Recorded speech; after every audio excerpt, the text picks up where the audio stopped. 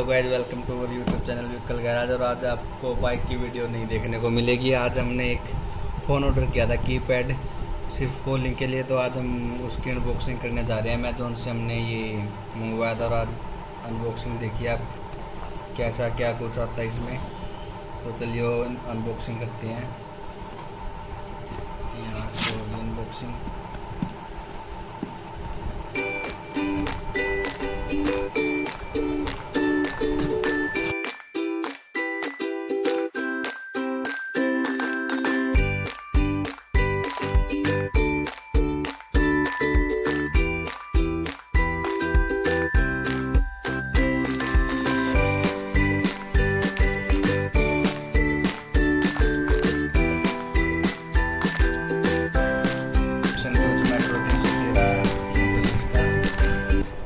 इसके साथ क्या क्या है, ये फ़ोन है और ये बैटरी इसकी अलग से दी गई है।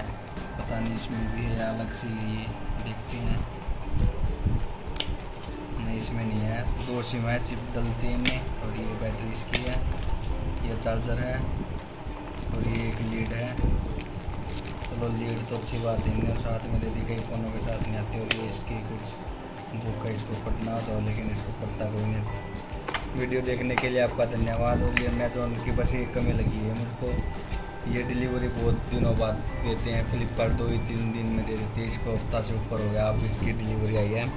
तो वीडियो देखने के लिए आपका धन्यवाद। वीडियो अच्छी लगी तो वीडियो पर लाइक करें, कमेंट करें और चैनल पर आए ना चैनल को सब्सक्राइब करें। Thank you for watching.